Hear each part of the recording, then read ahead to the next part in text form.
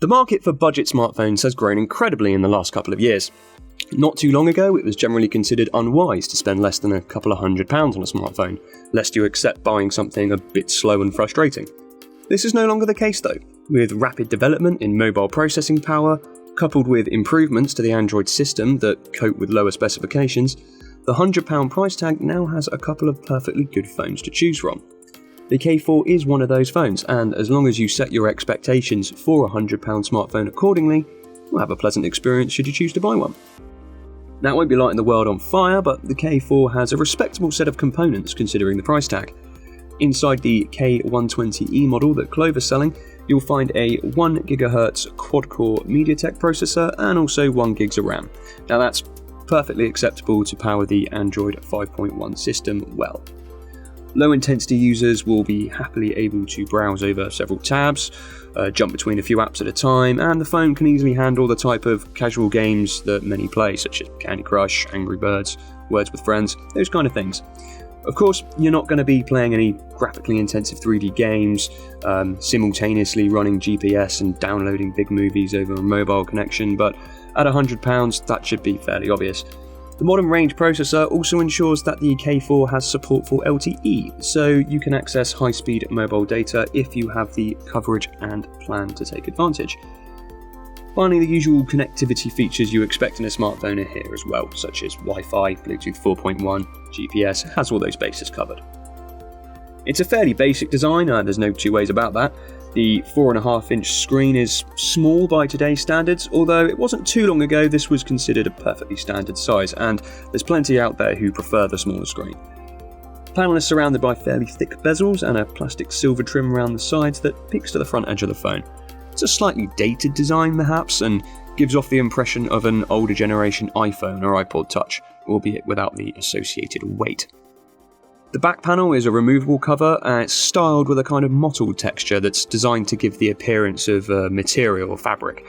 In the flesh, the effect doesn't quite pull off as well as the promotional images, however it does provide some extra grip. The older generation or someone with reduced hand mobility might like that extra grip, it's less easy to drop the phone or to lose traction of it. Peel that back cover off and you get access to the removable battery, micro SIM slot and micro SD slot. Overall, it's a functional design and you can't really expect more from a £100 phone, really. At this price point, you'd be forgiven for thinking LG would just stick a pure version of Android on the K4 and leave it alone. But actually, they've put a skinned LG UX version of Android there.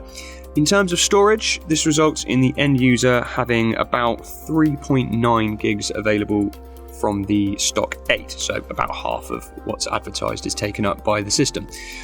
That's not terrible, could be better, especially when some of the competing budget phones will just simply ship with stock Android or maybe a little bit more storage, but it's usable and it will get most people, low power users, through their time with the phone. The LG UX skin is a branding exercise of course, so let's take a little look and see if it adds any value. The first thing you'll notice on the main home screen is a large clock and weather widget with a stylized Google search widget in the middle. The Google widget can actually be removed, so if like me you don't like having Google search bar permanently fixed to every home screen, which has been the case since Android 5, you can actually get rid of it. I like that. The weather app, it creates the other widget, is standard. It pulls location data and fills some nice icons on the screen. It's also an additional app, so if you want to uninstall that you can do, it's not part of the system. In fact, all of the additional apps that LG install here can be uninstalled properly, so you can save yourself a little bit more storage by removing those. Those include LG Smart World, which lets you install extra themes and fonts and things to customize the phone, LG's Quick Memo kind of noting app, and a few other little bits there.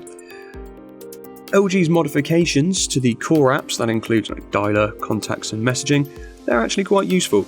I've seen a number of novice Android users confused over how the system handles adding new contacts, modifying them, using the dialer and getting confused between the dialer and the contacts applications. That's usually because the Android system, the stock Android system, uses a lot of symbols and icons rather than text to describe what's happening. It's a very flat design and it can be difficult for someone who's not particularly au fait with technology to get to grips with it. LG's skin over Android, I think, makes things a bit easier to use for someone who's not as familiar with new technology. So overall, for the kind of target market LG are going for, I think the skin is a suitable addition rather than a detraction. The home screens also include a few shortcuts to some useful options in the settings as well. These come in a management folder, so they're easily accessed, and they include links to the battery saving mode, the storage settings, the app settings, the backup features. Again, they're put directly on the home screen and they're easy to find rather than hidden away in the settings. Again, a little bit of forethought by LG is quite nice. The K4's cameras are functional.